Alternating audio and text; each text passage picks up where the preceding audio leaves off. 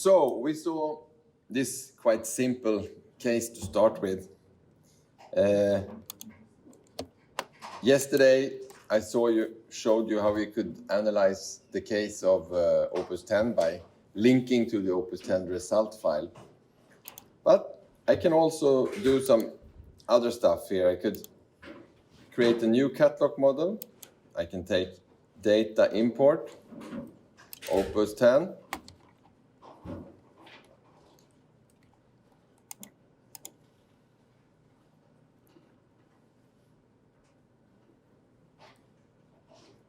And yeah, I have to go up here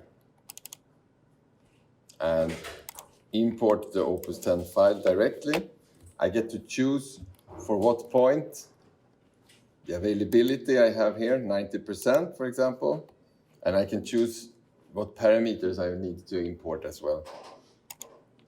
And then I get exactly what you saw here in our simple case. We had these few items and few stations, etc. But now I get the full Opus case, the one that we have modeled. Here, I get everything into CATLOC. The vehicle A, the gearbox, the engine, directly imported into my CATLOC model. I also give some tasks here because we have failure tasks and PM plan, the station breakdown, central, main, regional base, etc.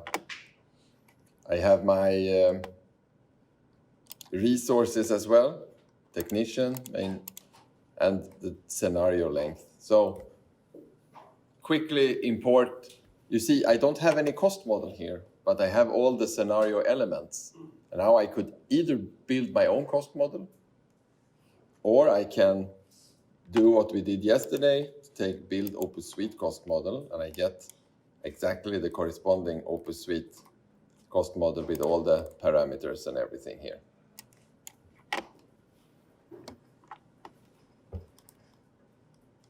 So they are very integrated. If we look at the more complex case here, I open up a case which is ships together with the installation of CATLOC, which is a helicopter case. And you can see here that we also have a lot of different scenario elements, but I want to go and look at the result directly here instead in order to show you the more complex result than the one we had in the very simple scenario.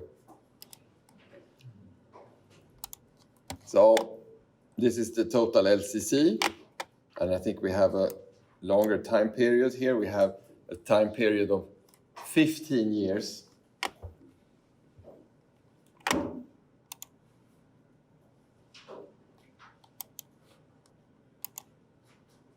And here we can typically see how the life cycle cost is shifting over these 15 years.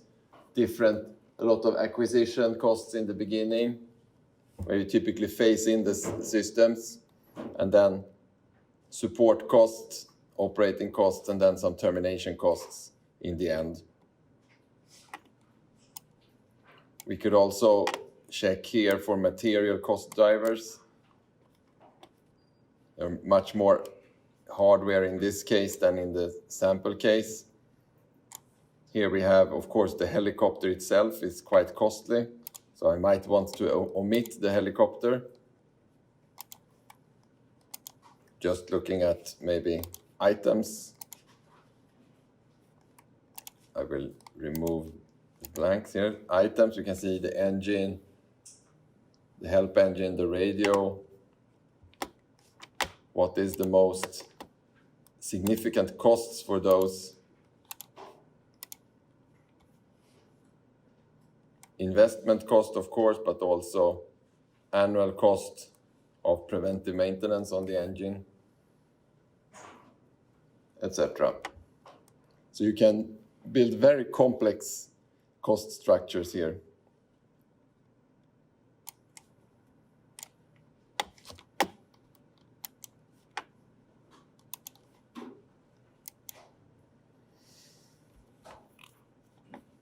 So I think that you have got a good idea of what how CATLOC works now.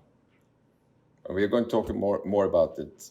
I'm going to introduce now some more about sensitivity analysis, which is a very powerful feature in CATLOC. CATLOC is said to be calculating life cycle cost, but you can use it to calculate profit as well. So if I just show you the example that I showed you on the conference day, where we had this PBL case, I think it was this one.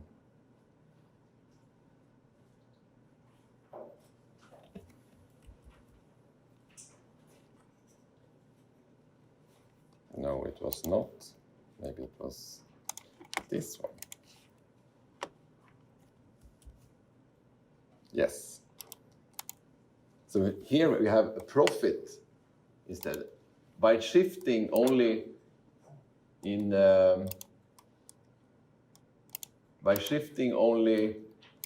costs with the minus sign, we get costs to be negative and profit revenue here to be positive. Then we get the life cycle or a profit model. So this is the contract we can see here, 0. Here are all the costs, and here are the profits, the revenues. So when collapsing this one step, you get the net value, which is positive here. But if you want to expand that, you can see both costs and profit together and how they play over time. That we have, if we collapse this one, again, we can see that some years we are losing money, and months we are losing money, and some we are making a profit. I think this is a good way of taking advantage of the CATLOC cost model to actually not only think of it of cost. It's use it for calculate cost or profit.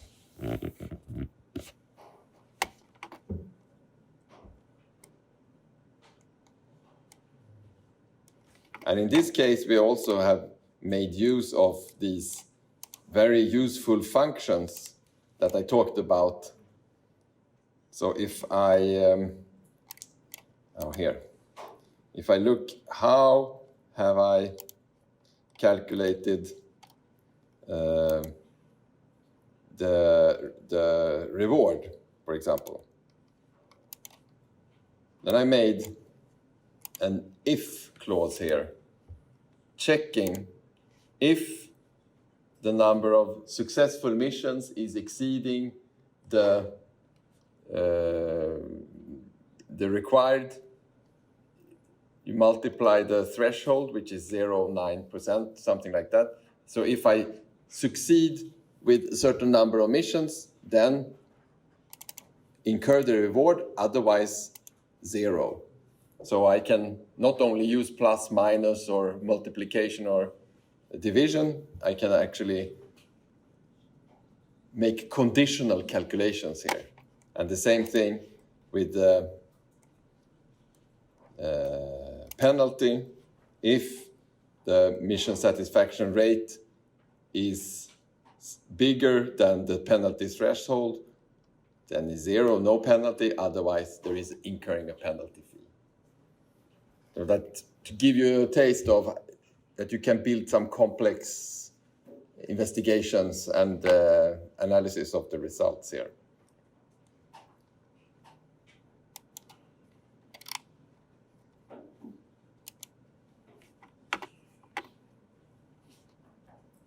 All right. Let's go back to the presentation and talk about impact of uncertainty. So we have, for example, repair actions per year, which is one parameter that we are using when calculating costs. What happens if that goes up 10% or goes down 10%? how is the cost impacted? Or what happens if the labor cost, the hourly rate, is up $20 instead of the current value? How will that impact our cost analysis? So a lot of what-if scenarios. Or what if operating time is following a certain distribution with a mean value and a standard deviation? All this will, of course, impact the total cost, and we want to understand what is the impact on the total cost and what costs aggregates are affected, and how much. So the purpose of sensitivity analysis is to identify the parameters and their significance, because there might be parameters which are modified, but they don't have a big impact on the cost. I don't know, Oscar, there was some sensitivity analysis we did in the F-35 product in the cost war room in the US, where they have implemented,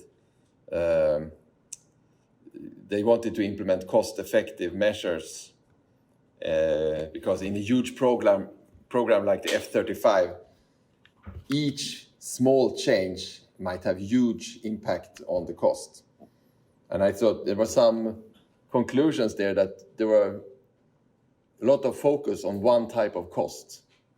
But when you looked at that cost compared to all the other costs, it just consisted of very, very small percentage of that entire cost. So why put a lot of effort in trying to reduce that cost? You should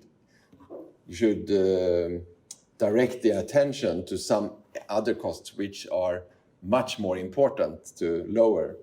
And that might not always be very clear if you don't have a proper analysis to base your decision on.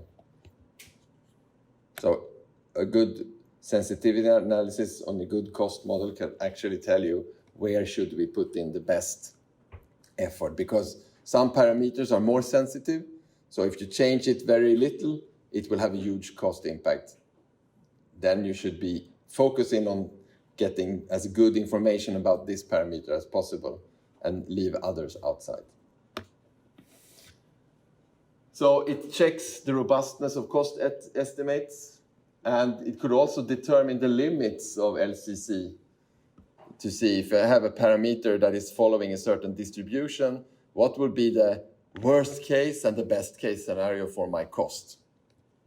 So the goal is always to make the right decision based on LCC.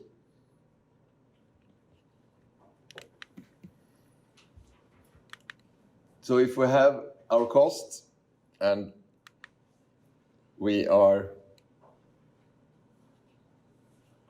changing one parameter, we can see that one cost, the total cost is affected, and what cost element in the cost, total cost that is affected as well. And if you have a complex cost model, it becomes a tool like CATLOC helps you very much to understand what costs are affected by a certain change and which are not. We can also in CATLOC simulate costs. For example, if we take again this, that the cost follows a certain distribution, we can do a small simulation in CATLOC to get statistical information from a certain cost. So we can get confidence level that, for example, we know that the probability that this cost will be below $104,000 is 95%. So we're working with density graphs and histograms. And we will have a look at that in CATLOC. So I think personally this is very powerful to understand cost variation.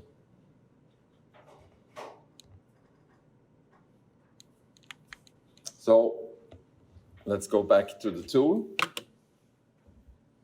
I will close a few windows here now because I have too many of them open.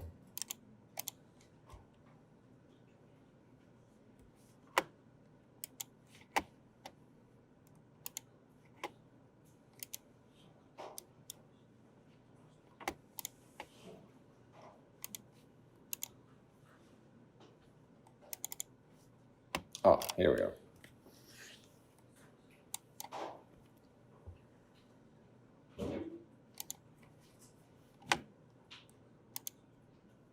Here we have our case that we have worked with before, you know, the vehicle A, but now in the CATLOC model.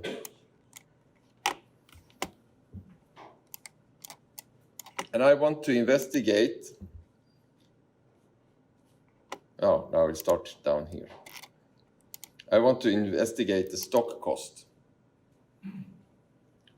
the sensitivity of the stock cost. If we make a regular calculation here, we have our total cost, the LSC, I think it is, only the LSC. Yes, and if we break that down, we have item storage cost here. So we can see item storage cost is 404,000 over the time period of 10 years. Now I want to study what happens if the stock cost is increased by 20%. How does this affect my total LSC? So I create a sensitivity analysis, which is called stock cost, and I apply this sensitivity analysis for this parameter, CVAL. And CVAL, I know if we look at the parameter list, if you sort this list alphabetically instead, I have CVAL as storage cost per value. So it's a factor that is multiplied by the value of the item. It's a parameter that comes from OPUS 10. So if that cost is increased by 20%, what is the resulting effect on my LSC and my storage cost? So I need to do a sensitivity analysis up here. So I will close this one and I do a sensitivity analysis. And I get directly on the total level. I will make sure that we look at the LSC since the other ones are just zero. So let's look only on the LSC. This changes the total LSC with plus 41,858, which is equivalent to 1% increase in total LSC. If we change storage cost with 20% increase, our life support cost will increase with 1%. So on the top level, this is not much. If we break this down, we can see that it's only the recurring costs that are affected, not the investments. And that makes sense because in the investment, we are calculating what spare parts and resources we want to buy, but not what it costs the annual fee to store items in the store. So it is only this element that is affected and this one is not affected. And then we can see that, okay, recurring costs is affected by 2%. The same value, of course, but it's 2% of the annual costs. If we break this down one step further, we can see that annual costs consists of transportation costs, corrective maintenance cost, item consumption cost, reorders, storage cost, and resource sustainment cost. Then we see that it's only this element that is affected. the item storage costs. And that is then increased by 10%, because the item storage cost is both a combination of cost per value and the cost per unit. So on the whole, the total level, this cost increase is not important.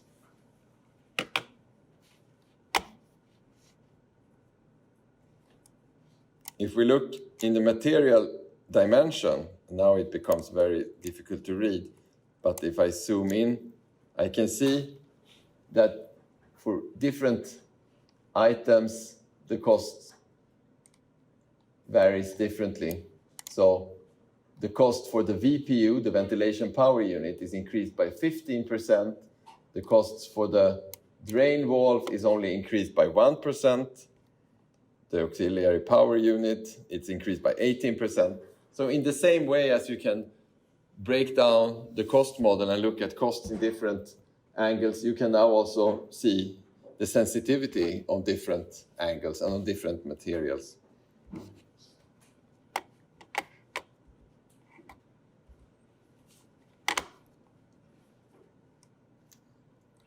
Any questions on how this is?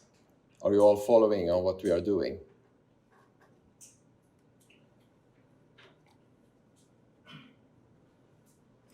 질문 없어요? You finish your system, right? No, but you can take a minute and explain if you.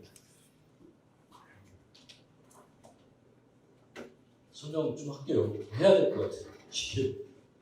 그냥 봐가지고 지금 뭐 한 건지 헷갈릴 수가 있어요. 경제성 모항에서 센시티비티 분석이라는 걸 많이 합니다. 돈에 관련된 거고. 근데 용어를 일단 이해를 해야 돼요. 지금 우리는 LCC라는 함수를 하나 만들어 놓고 거기에 관련된 패러미터를 다 집어넣고 비용 추진도를 이렇게 산출을 한 거거든요. 그런 관계를 제가 이렇게 얘기할게요. Y는 AX 플러스 B 이렇게 얘기를 하고요. 그랬을 때 X하고 Y는 종속 관계가 있죠. 인과관계가 있고 A하고 B는 그런 걸 영어로 뭐라고 해요? A하고 B를 여기서 패러미터라고 산출하고 배웠잖아요. 그런 것들을 패러미터라고 합니다. 그럼 센시티비티 분석한다는 게 뭐가 움직일 때 뭐가 움직이냐 이걸 보겠다라는 거거든요. X가 움직일 때 Y를 보는 게 아니다 이런 뜻입니다. 제 얘기는. 뭐가 바뀌었을 때 X하고 Y하고 관계없는 A하고 B가 살짝 바뀌었을 때 Y에 어떤 영향을 주는데 이걸 본다는 얘기예요. 예를 들어서 LCC 모델에 직접적인 인자로 X가 들어가 있는데 그 X를 막 센시티비티 분석한다고 움직여봤자 의미가 없는 거예요. 그거. 하지만 지금과 같은 뭐 스토리지 코스트라든가 뭐 이런 외생적인 패러미터가 바뀌었을 때 전체 LCC가 어떻게 바뀌는지. 그러면 아까 1% 움직이면 20% 바뀌었을 때 상당히 비효율이죠 이거. 예를 들어서 우리가 상식적으로 생각했을 때 어떤 놈을 10% 바꿨을 때 전체가 10% 바뀌었네? 물론 봐야 되겠지만 전체를. 어떤 리저너블한 경향이 있으면은 이거는 선택 변수가 있다. 근데 우리가 아까 F35 얘기 잠깐 했었죠. 어떤 패러미터를 조금 바꿨는데 전체 라이프 사이클에 어마어마하게 많이 영향을 주는 경우가 있습니다. 그런 경우라면 우리가 대안 분석을 통해 가지고 선택할 수 있는 변수가 될 수가 있다는 얘기죠. 지금 얘기하는 게. 그런 차원에서 이제 센시티비티 분석을 하는데 비용 구조를 가지고 있거나 아니면 이런 우리하고 관계가 있는 분수공학적인 측면에서 센시티비티를 이렇게 분석하는 도구는 처음 봤습니다. 지금 간단하게 보여드렸는데 어마어마한 개념이 들어가 있는 거예요. 지금 사실 우리가 느끼지 못해서 그럴 수도 있고 처음 보셔가지고 또 그럴 수도 있고요. 그런 측면에서 이쪽 분야는 상당히 잘 정리가 되어 있습니다. 비용에 관련된 패러미터나 기타 여러 가지 변수들이 무지하게 많거든요. 지금 뭐 계속 디테일하게 계속 들어갈수록 변수들이 계속 많이 나오잖아요. 어찌됐건 그런 하나의 플랫폼에서 센시티비티를 분석할 수 있고 그걸 이렇게 결과를 얻어서 의사결정 과정에 도움을 줄 수 있는 형태로 정의된 도구는 제가 알기로는 이거만은 못 봤어요. 비용 측면에서. 그래서 그런 측면에서 일단 잘 돼 있다고 이렇게 얘기할 수 있고, 이분들이 주장하는 센시티비티라는 건 그런 뜻을 가지고 있다 이렇게 생각하시면 될 것 같아요. y는 ax 플러스 b, a하고 b가 갖고 있을 때 y는 어떻게 바뀌는데, 이게 더 중요한 겁니다. 우리 공학에서 x하고 y 관계는 이미 알고 있는 거예요. 그거 알 필요가 없다 이런 거죠. 오케이? Yes, thank you.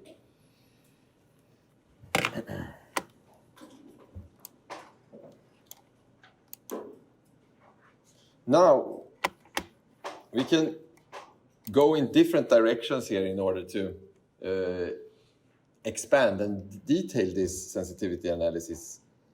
One direction could be that we would say that this is only applicable for some material. Maybe the engine would be something that is affected by this. So if you look at the engine here, since this is, I think this is a case that I'm linking to, I will have to write it explicitly. So this sensitivity analysis is only applied to the engine, and we can say maybe it's only in the first year. Maybe it's not realistic, but let's say like that, year one. So I can narrow down my sensitivity analysis in this way.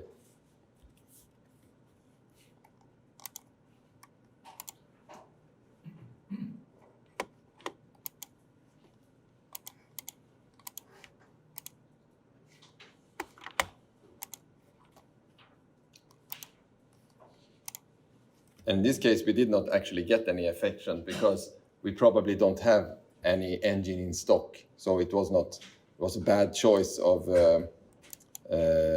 parameter. We could maybe take another item which could be in stock. I don't know what could be. Maybe the drain valve, for example. We'd make another try. I did not plan this, so we will see.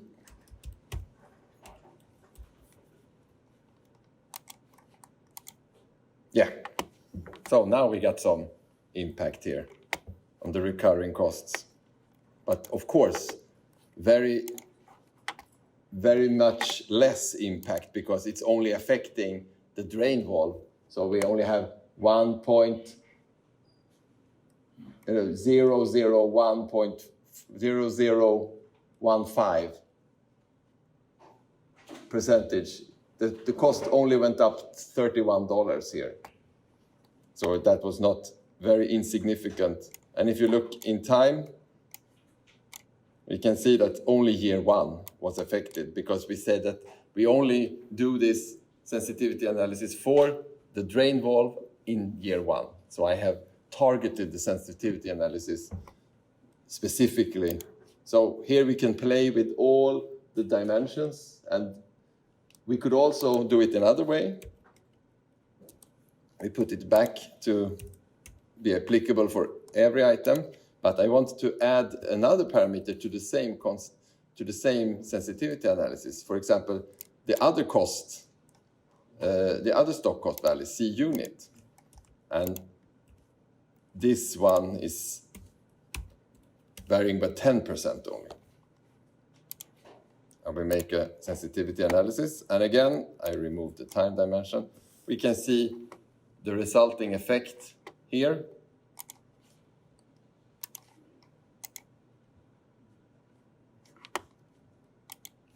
I'm not sure, maybe we did not have any cost for that value, but still it's possible to play with this and to conduct sensitivity analysis with one or multiple parameters applied for various individuals in different dimensions and domain.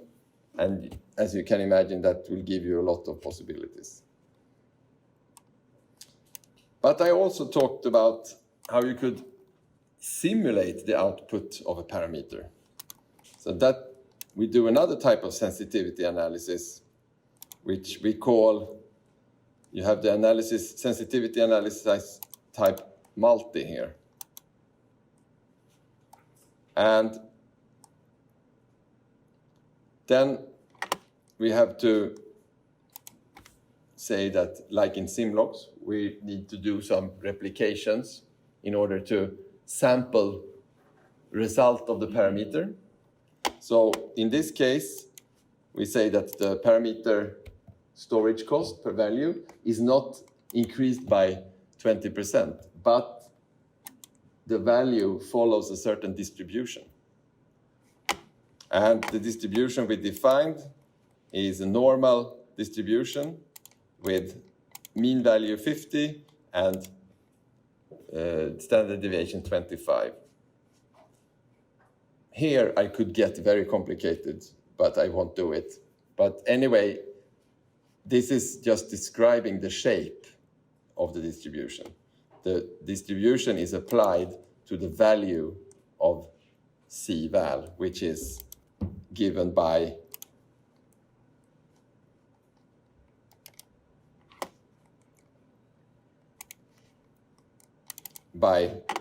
input from Opus 10.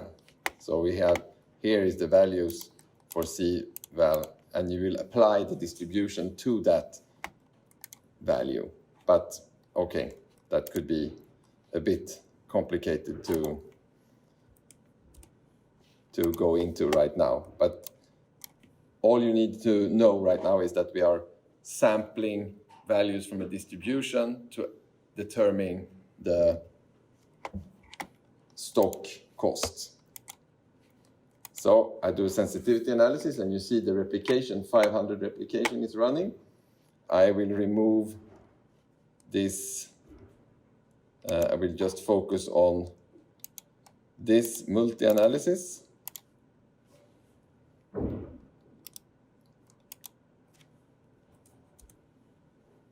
And you see, again, it's the same element that is varying. And if we go up one level and just check the LSC, we can see that instead of having a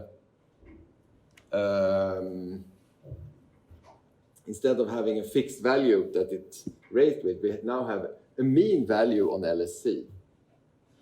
And also a delta from what the original LSC was, minus $388. We can show the standard deviation as well of the LSC. So this gives us some kind of upper and lower limit of what LSC can be. If we again narrow this down and look at storage cost, we isolate the storage cost. We see here that the storage cost also have a mean value and a standard deviation. And you can also see here between the standard deviation upwards and downwards. But this is not the most interesting thing to watch here, because now we have replication results from this. So we can go into the diagram and look and see, okay, here is my probability density graph from over the stock cost, storage cost. And if I want even further granularity, I can go in here and put like 50 here. So we can see that this resembles maybe the normal distribution that we applied to this parameter. And if I look at the accumulated graph here, we can see that we have a probability density, cumulative distribution function, which will then allow me to understand the probability that the stock cost will be below or above a certain level. So we can see that the probability that the stock cost will not be more than 460,000 is 85%. And maybe we are more interested in checking not the stock cost itself, but we could see on the life support cost level, the probability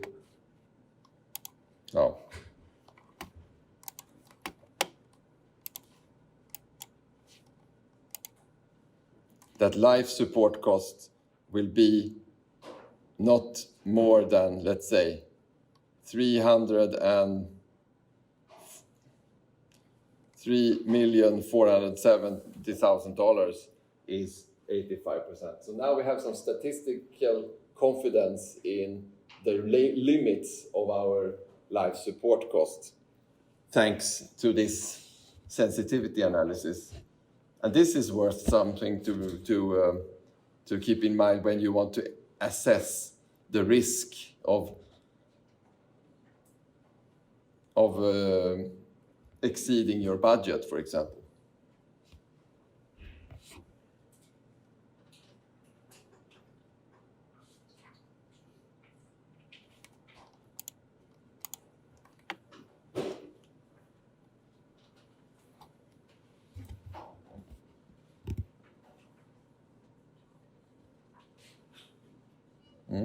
Any questions?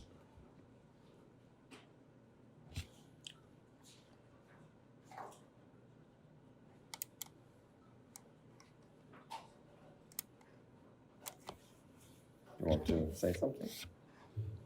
따로 혹시 질문할 거는 없으시죠? 당연한 거지만 변수 하나 가지고 할 수도 있고 여러 개 가지고 할 수도 있고 분석하는 방법 두 가지가 있네요. 적당히 내가 비율을 1.1배 또는 0.9배 이런 식으로 비율을 조절해서 하는 방법이 있고 아예 지금 코스트의 디스트리뷰션을 가정해서 지금 정규분포를 가정했네요. 해서 할 수가 있죠. 근데 우리가 이런 질문을 할 수 있죠. 예를 들어서 파라미터가 정규분포예요. 그럼 그 결과 아웃풋도 정규분포할까? 그런 질문이 있어야죠. 어쨌든 다행히 여기서는 뭐예요? 아웃풋도 정규분포를 했네요. 그럼 뭐 계산 끝난 거죠. 이미 알고 있는 정규분포가 나와 있으니 계산하는 건 뭐 큰 문제는 없습니다.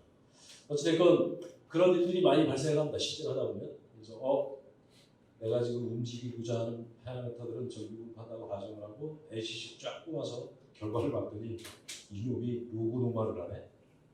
무슨 일이 벌어진가 중간에. 이제 이런 것들을 분석 한번 해보자는 뜻입니다.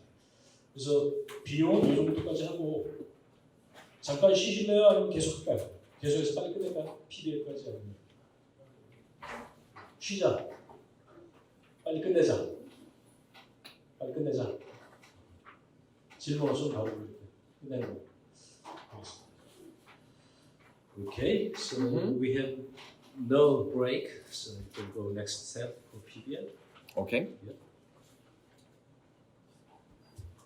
I think I will finish earlier because the PBL is the last item and it won't last 2 hours.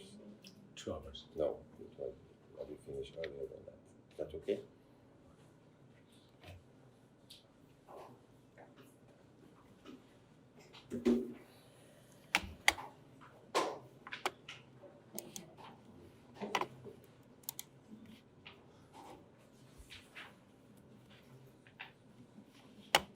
So, with the sensitivity analysis finished, this ends the section of life cycle cost modeling. I hope you had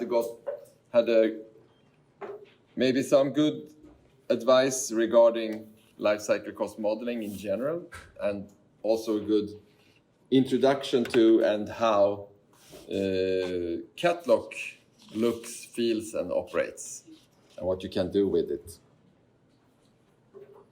So we have now been going through how we build a model, how we do cost performance analysis in OPUS 10 in order to make strategic decisions. We have expanded the model to add new features with preventive maintenance, resource usage, etc. We have also today spent a significant amount of time to introduce simulation and the various aspects of simulation, and then the life cycle cost part. So if we take again this picture with the technical system, support organization, operations, the properties and the KPIs that are used to measure these together with costs, I think we have covered a lot of these aspects and the play field, as I call it, in where we operate when it comes to analytical lifecycle management and decision support. So this takes us then to the final point for these 2 days, the PBL contract. Here we don't have any demonstration directly in the tools, but it's more a presentation. But I'm quite sure after yesterday and today, you will be able to understand how the tools are used and what kinds of results they are producing in order to realize this. And I think personally this is really powerful, and actually it makes very much sense in order to perform an analysis like this to understand contract risk and profitability and performance. So I hope you will also feel that after this presentation.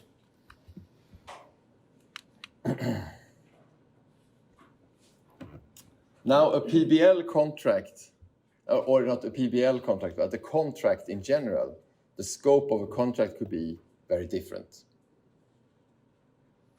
If we start at the lowest level, or the most simple, is that the vendor or the supplier sells you spare parts.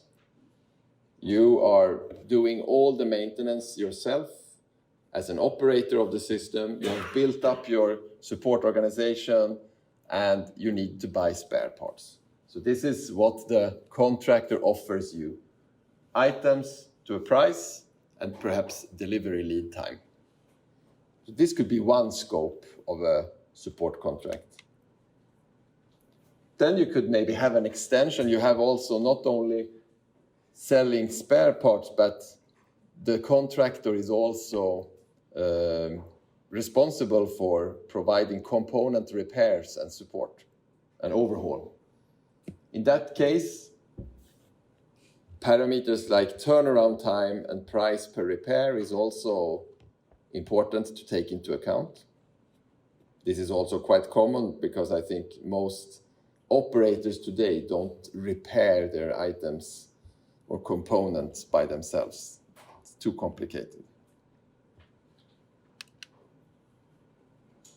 You could also extend the scope to be component supply. That means that you are guaranteeing some service level when it comes to components. The waiting time is not exceeding a certain level. The fill rate is in a special level, back orders, etc. But we're still talking about components here, not the entire system. This is only items and spare parts that are a part of the contract. Then we can move up one level and talk about the system itself, the performance of the system. And we could say, as the contractor provides not only the spare parts or components or repair of the components, but also the entire logistic support to make sure that the system downtime is not exceeding a certain level.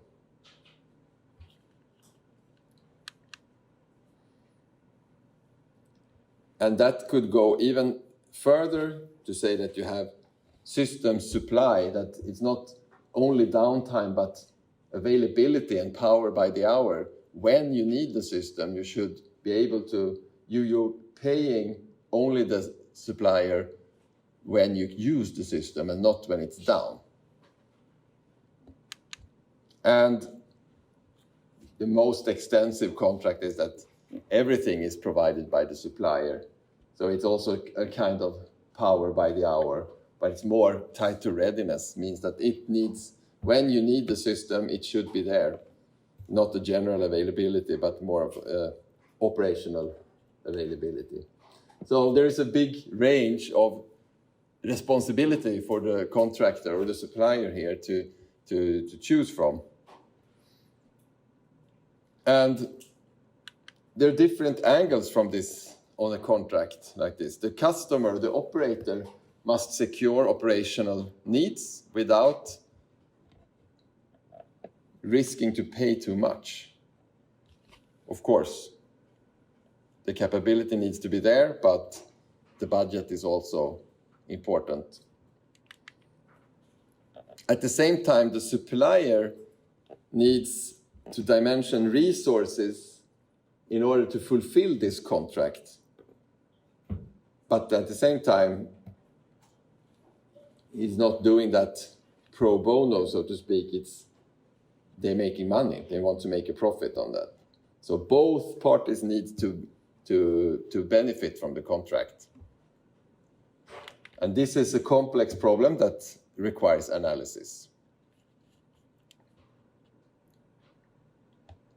So I showed you this picture before, but in an analysis scenario like this, support contract design, OPUS 10 can be used to evaluate and optimize the support system design. SIMLOX can understand the operational achievements based on that support system design and logistics performance. And then CATLOC could be used to calculate the profit and costs. Important in a contract like this, and certainly in a PBL contract, is to determine on what KPIs should the contract be evaluated. You could determine some operative KPIs like availability, system downtime, flight hours, or more logistical KPIs like resupply time, number of back orders, risk of shortage, etc. And that's something to be negotiated between the contractor and the operator. What is the suitable way of measuring performance in this contract?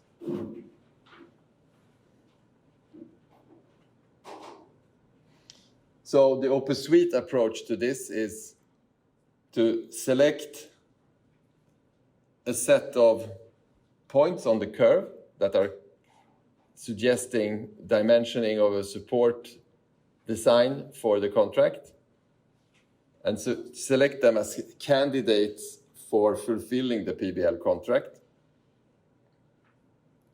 Then study how PBL contract parameters vary over time for each OPUS 10 candidate point, and then evaluate revenue cost based upon SIMLOX and OPUS results. So the supplier revenue will be then payout based upon how well the PBL contract is fulfilled minus the supplier costs.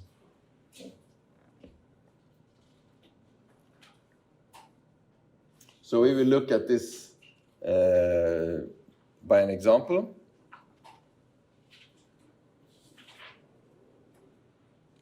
So the scenario is like this. Contract worth $500 million for supplying 10 years of operation. 20 technical systems that are used 15% of the time. And the system consists of 1,000 items. Repair time and lead time for reorders are 6 months. And as we can see here, the supplier responsibility is from all the logistic support organization here. So they take care of everything. And the requirement is availability more than 85%, which is equivalent to not having more back orders, system critical back orders, more below 3.14 critical back orders. And the logistic support cost is $421 million US. That's 84% of the contract's worth. So we need to formulate the contract conditions and terms here. So the value is $500 million US. A penalty will be paid if not meeting this back order requirement. And by the back order requirement, I mean that when the system needs a spare part that is critical for the system's operation, we will not have more than 3.14 critical back orders. That's the maximum value that can be acceptable for the contract. So if we need to, a penalty is to be paid if not meeting this back order requirement, and we need to formulate the contract in terms of a back order requirement to give the right incentives. So if the supplier makes a profit if doing things right, that means the contract value minus the support cost plus the penalty is bigger than zero, then it's a profit for the supplier. But if contract value minus support cost and penalty is below zero, then the supplier loses money if doing things wrong.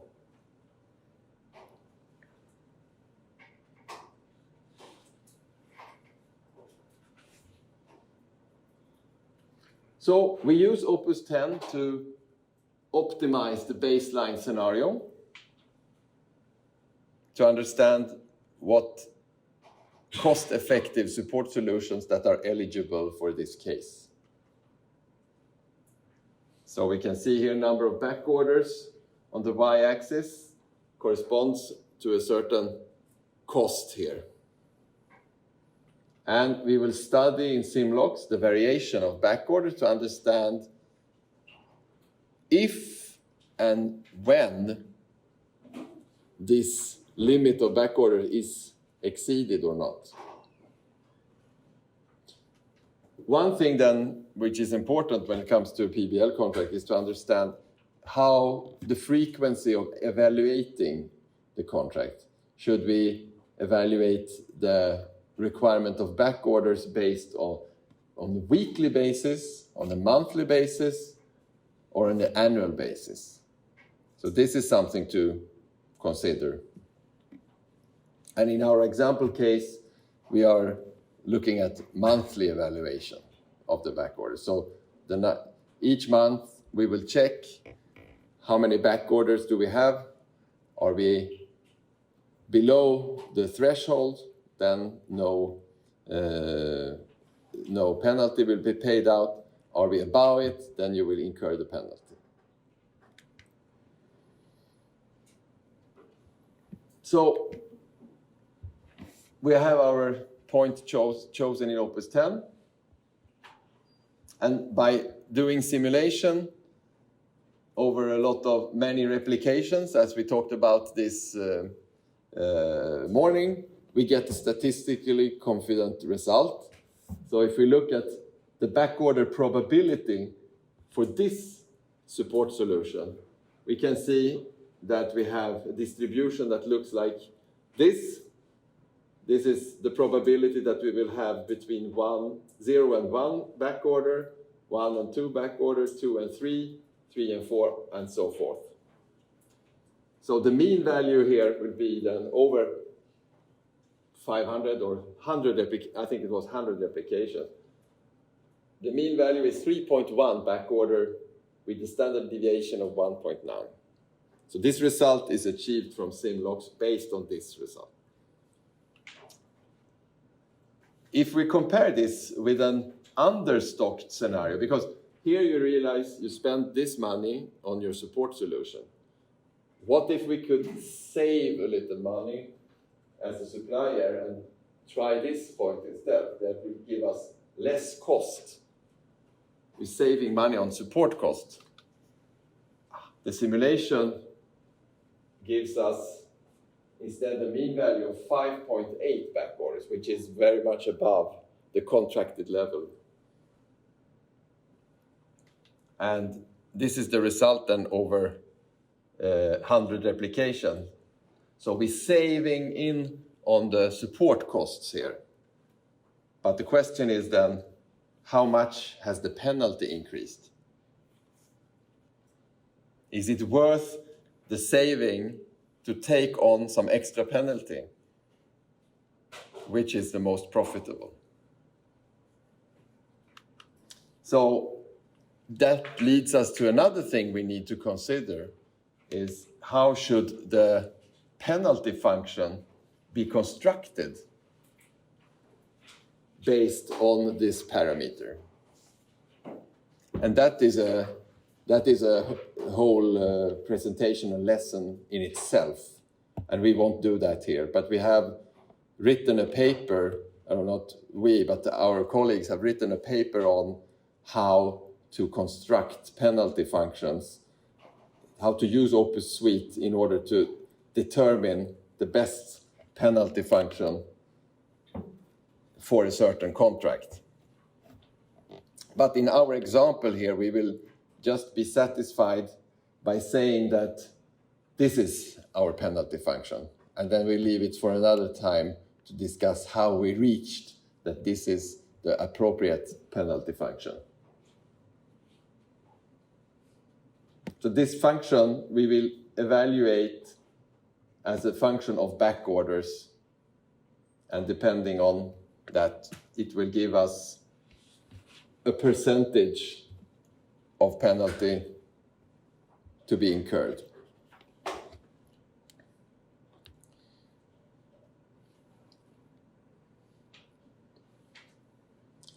Now, to illustrate how this was evaluated, we need to look at this chart. And each blue point here represents, behind it, it is an OPUS 10 point. But here we have it in a diagram that calculates the contract's worth minus penalty plus logistic support cost. And of course, you know from OPUS 10 that as we increase on the x-axis here, the support cost is increasing, so we are moving in this direction. But we also have a function of our profitability here, cost minus penalty. So we can see here, if we are choosing a very poor OPUS 10 point, we will incur a lot of very cheap OPUS 10 point, I would say, that gives us a high number of back orders. The profit of the contract will be negative. I mean, we will lose money on the contract. And as we invest money climbing up the curve on the logistic support contract, we will gradually make sure that we will gradually increase the logistic support cost, but we will also reduce the penalty, so we will get more benefit. And for a certain point, make a profit above this level. But we can also see that the profitability has a maximum. So at a certain point in time, it's not worth investing more money in support solution because we can never get more money out of the contract anyway. So we need to find the maximum here, where actually here is where we are making the most money. Let's not overinvest in a support solution that exceeds the contract way above the profitability. Because then we will just invest a lot of resources which do not give any profit in return. So the baseline scenario, which I had back order mean value of 3.1, is represented by this point. And evaluating this together with the penalty function gives us a profit of the contract of, I think, profit of maybe 12% or something like that. But if we look at this understocked scenario that we checked, could we save some money on the support costs? We see that the average value here will give us below 0, so that will probably lead to some, there's a risk that this will give us, that we will lose money on the contract. So it's not a good idea. And to understand, because we did a simulation, and as you understand, we do not want to make this decision based on one replication because we could be lucky or we could have bad luck. So we performed 100 replications. But it would be interesting to see in how many replications were we successful and how many replications were we unsuccessful. Because this will give us some kind of statistical information about, because this is the mean value. This was the mean value from the replication. But if we were profitable in 70% of the cases, there was still a 30% risk that we would be not profitable, depending on the cases where the simulation was gave us a less favorable result. So we are plotting out for each, because for each point we made 100 replications, and we are plotting out the result from each replication, remembering that the blue spot here is the mean value over 100 replications. And here we can see actually that up here we have the points are very close. That means that we have very high probability of not losing money. The values will be around this point, which are above the 0, the x-axis here. So the first point, the baseline case, is quite a safe bet. Whether you look at, this was the understocked scenario, you can see that it's most probable that you will have a loss here because most replications gave us a negative value. And this point here gives, on the average, a profit, but you see that there's still some probability of loss here. So that depends on, when you then will choose a support solution, you should also assess the risk of actually incurring a loss. So here, no probability of loss, and here, some probability of loss.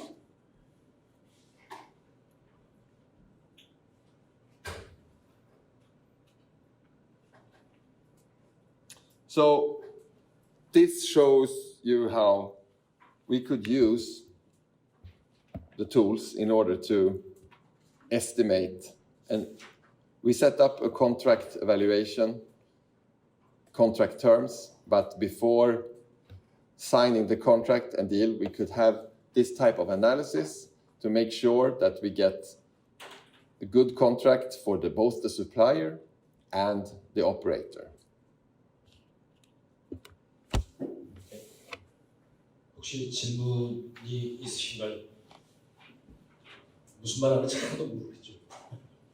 설명을 해야 될 것 같아요. 제가 아는 범위로 설명을 드릴게요. 너무 빨리 끝내라 그랬더니 진짜 빨리 끝내요.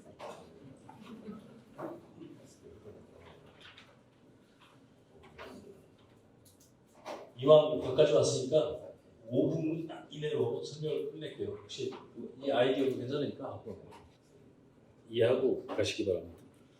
Can I use this laptop? Absolutely. Okay.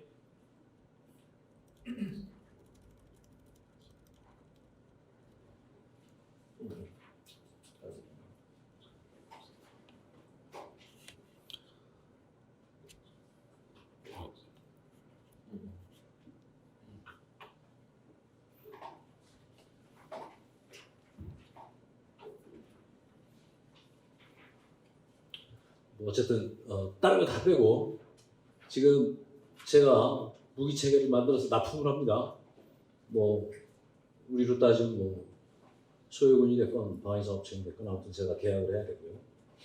근데 지금 현재 갖고 있는 돈이 저 정도래요.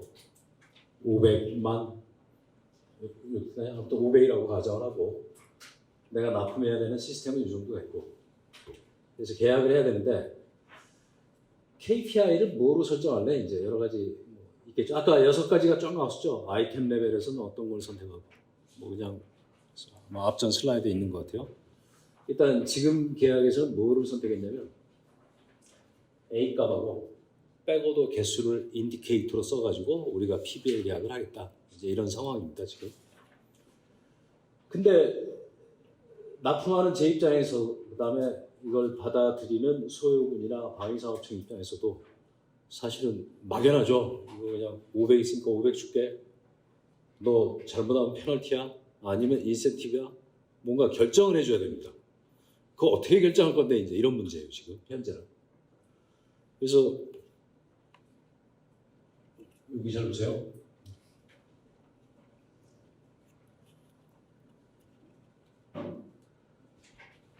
그래서 뭐, 이건 다 빼고 필요 없는 겁니다. 어쨌든 했습니다. 그래서 납품을 하는 제 입장에서는 일단 예산이 500 정도 있고 우리가 시스템을 구성을 하고 모든 정보를 다 가지고 최적화를 해보니까 지금 소유군에서 요구하는 85% 가용도를 만족하는 점을 찾았고, 그때 백오더 개수를 계산해 보니까 약 3개 정도가 나와요. 계산을 해보니까. 그리고 그때 돈을 보니까 약 한 440 정도 단위가 나온 거예요. 지금까지 해보니까. 그죠? 이렇게.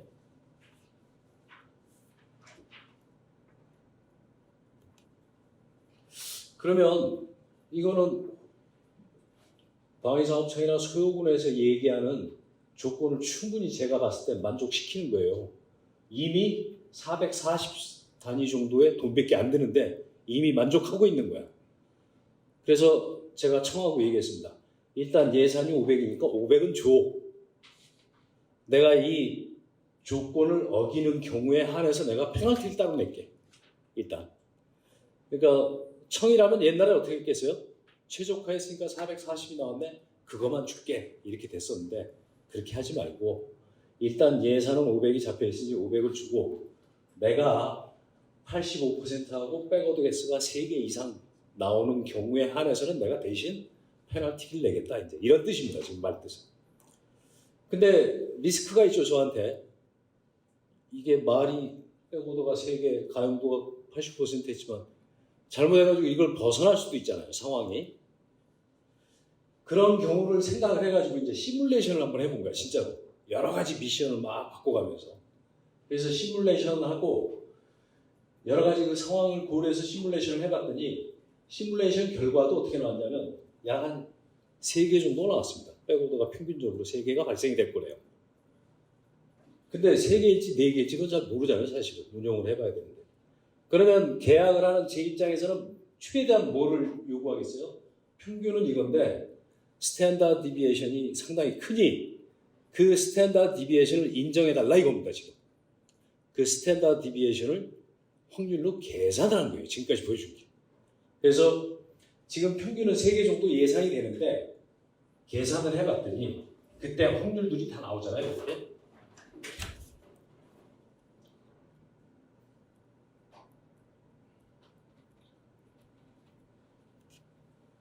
그랬더니 내가 선택할 수 있는 방법은 여기 3개입니다.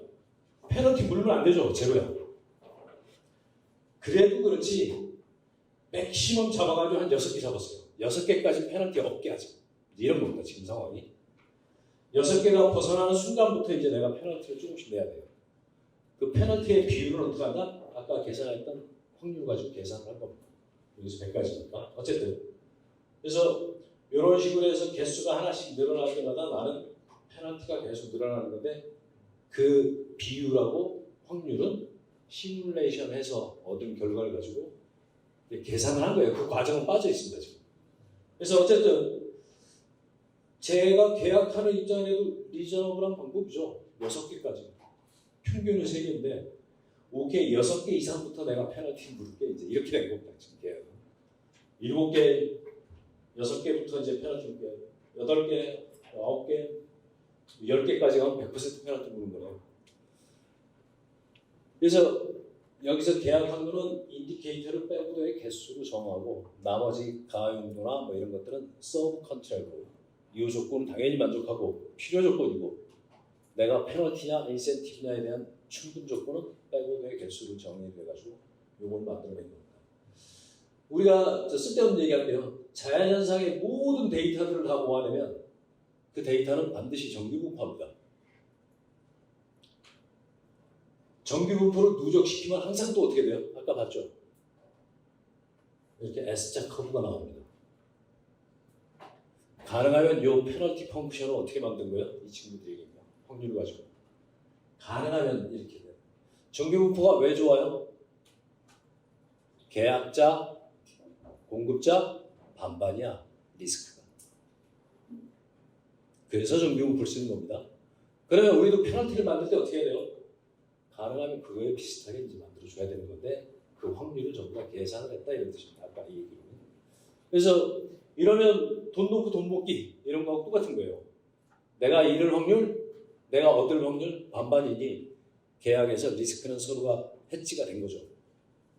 1000이 됐건 내가 됐건. 만약에 이걸 로그 노멀로 하면 어떻게 되겠어요? 방위사업청은 엄청난 이득이야. 나는 겁나게 손해를 보고 이런 분포가 나올 수도 있어요. 그래서 이걸 만들어내는 과정이 이제 사실은 핵심인데 그거 설명하려면 한 2시간 걸린대요. 그래서 빼라 그랬어요. 그거 내가 나중에 따로 한다고 그러고. 그래서 그런 아이디어를 가지고 이제 이게 아마 저쪽에 스웨덴에서 논문을 썼던 Any paper probably this exam. 그 논문을 써가지고 아마 퍼블리시가 됐을 겁니다. 그래서 그 논문을 한번 찾아보세요. 제목으로 해가지고. 그래서 상당히 거기는 디테일하게 나와 있는데 오늘 간단한 교육이라서 예제다 보니까 이렇게 얘기해 준 것 같아요.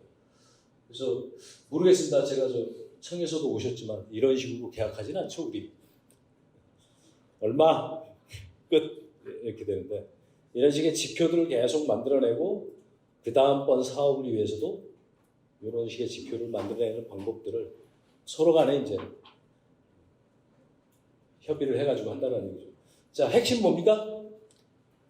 계약자가 됐건 뭐 공급자가 됐건 뭐 누가 됐건 간에 리스크가 어떻게 돼야 된다? 50대 50이 돼야 돼요. 그래야지 공정한 계약이 되는 겁니다. PBL을 할 때. 이게 핵심입니다, 지금. 나는 30%, 저쪽은 70% 이러면 어떻게 돼요? 이건 공정한 계약이 아니지. 그러면 PBL도 안 되는 거고. 그래서 핵심이 거기에 있다 이런 뜻입니다. 그럼 그걸 시뮬레이션을 하건 아니면 델리스가 됐건 뭐가 됐건 아무튼 데이터 다 모아가지고 요걸 만들어내면 돼요, 우리는. 이러니까 야, 총 얼마 내놔. 나 얼마 리스크 가져갈게. 그 다음에 너도 리스크 50% 가져가. 이런 식으로 이 얘기를 하는 게 중요하다 이런 뜻입니다. 제가 설명을 잘했는지 모르지만 아무튼 핵심은 이겁니다. 일단 이분 교육하는 건 여기서 빨리 마치고 이게 서울도 가시는 분도 계시고 먼 길을 가셔야 돼서 제가 빨리 끝내라고 했는데 다른 질문 혹시 있으십니까? 만드는 방법이나 이런 건 제가 설명드릴게요. 혹시 나중에 제 교육에 오시면 그때 하시면 되고 혹시 뭐 다른 거 혹시 질문 있어요? 그럼 일단 여기서 공식적인 자리는 마치는 걸로 하고 두 분한테 좀 박수 좀 부탁드릴게요.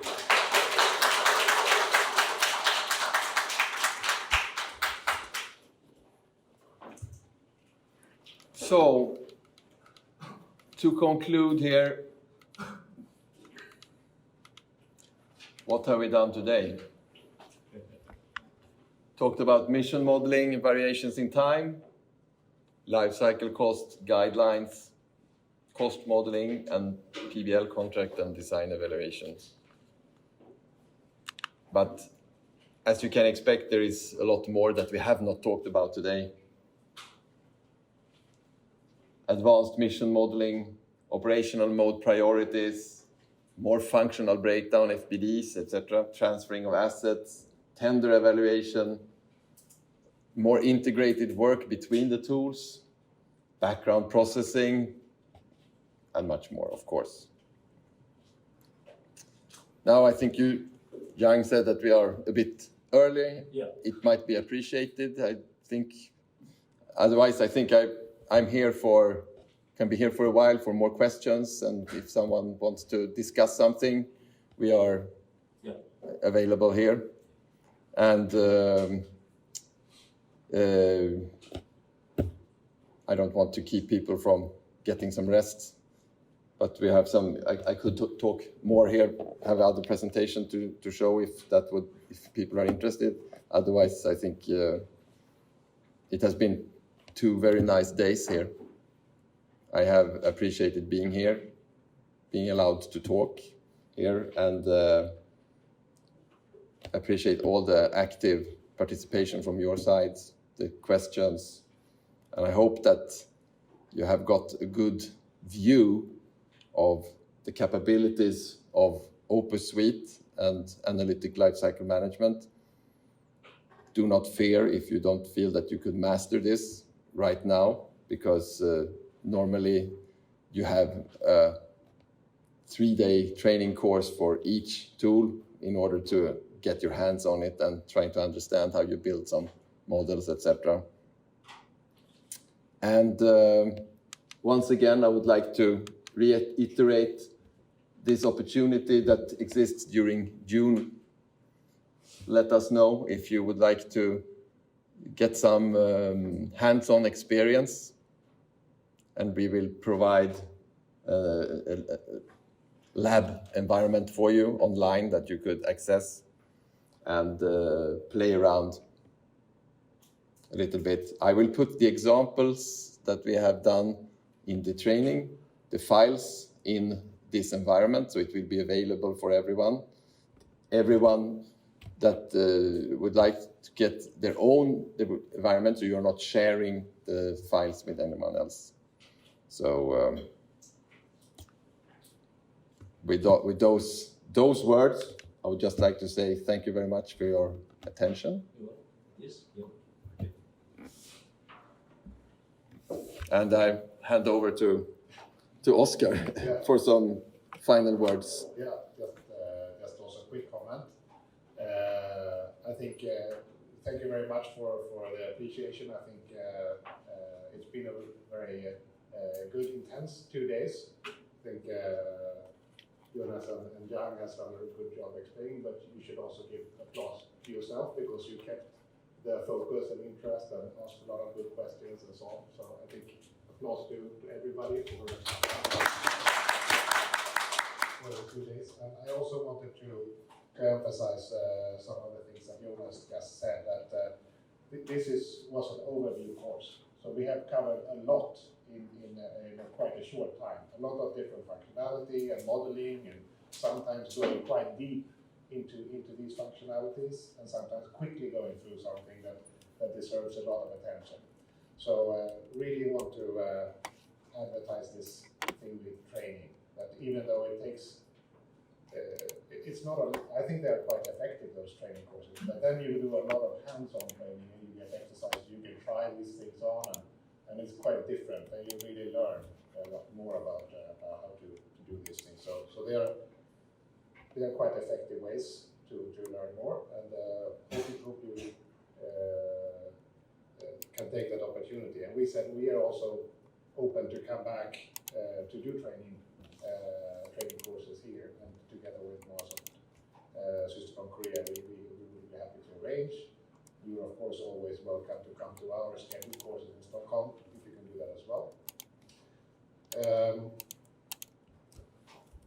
And also to mention that our help desk support, if now you go in to start using tools like this, you will be working with big projects and make big decisions. So I can understand sometimes it feels uncomfortable to build models like this. So remember to use us and the System of Korea to help.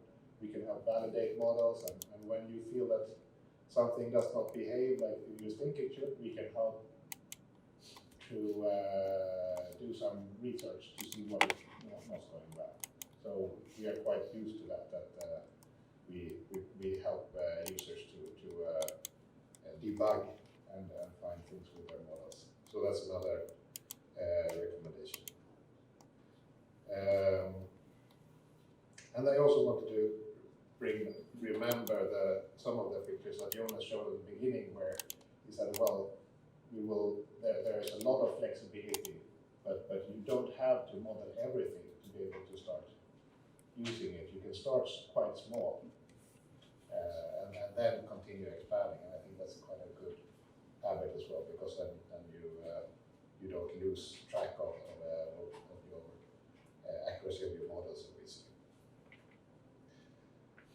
Good. So I think hopefully you have that feeling that this will be very powerful tools for you, not only for analysis, but I think if you think about how you can use this, some of these things give a lot of insights and normally quite a good way to illustrate also the benefit of doing proper ILS and benefit of doing proper RAMC and so on, and communicate that within the organization, your own organization, and to your customers or key stakeholders and so on, can be a very powerful way to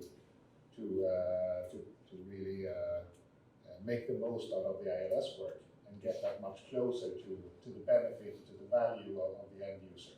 So I think that's what we've talked about in the seminar, if you were there, this way of using this for communication, not only for analysis, but also to communicate. I think that's good. Something to remember as well. Okay, those were just some points I wrote down during the time. 그렇죠. 이게 시스테콘이 데모 버전이 없어요. 근데 온라인에서 6월 달만 가능한 게 있거든요. 그래서 여기 접속을 하시면 오케이. 여기 마지막 페이지에 들어가는데 여기 접속을 하셔가지고 지금 얘기해준 우리가 했던 이기자품 파일들 이런 것들 들어가면 볼 수가 있을 것 같습니다. 그래서 한 달만 only June, no July, August. This demonstration. It's a time window which this environment is available. But if you are, for some reason, interested to test later on at a later stage, let us know. We can arrange something. Okay. But 어쨌든 접속을 하셔서 나중에 다시 뭐 문제가 없을 때 확장을 할 수 있을 것 같습니다. 지금 말했죠. 한번 접속을 해주시기 바라고 먼 길 조심히 돌아가시고 박수 치고 끝날게요. 감사합니다. Thank you.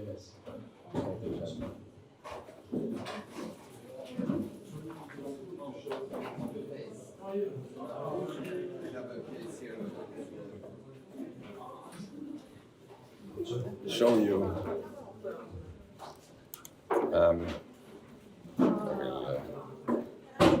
So here is a OPUS 10 case where we run a phase scenario. So I have 4 different. So I have 4 different phases with decreasing. It's a phase out scenario, but you can do a phase ramp up scenario as well. That you have decreasing sparse selection in every direction. You can see that what we are looking at here is the number of systems deployed is decreasing. So here is only 1 system per station. Then I think we have the first. Or can I input any flight hour or other operation hour for each aircraft?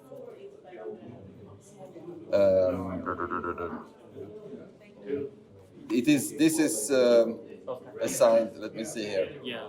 In operations, here we have the utilization rate. Okay. Sorry, here is the number of systems deployed. So anyway, what you are doing here is phasing out the number of systems. Sorry for being a bit, I will just make it easier to see here. So here you have the utilization rate. It should be, but it's empty. I don't know why, but it's probably because you have a utilization profile here. Yeah, here it is. 200 hours per profile, yeah. per hour. So when you run this, you get for each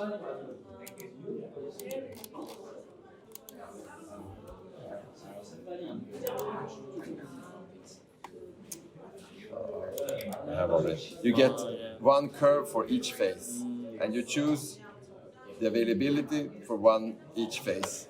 Then you can see that you have phase report here that gives you stock per phase, per item, how much stock you should have for each phase.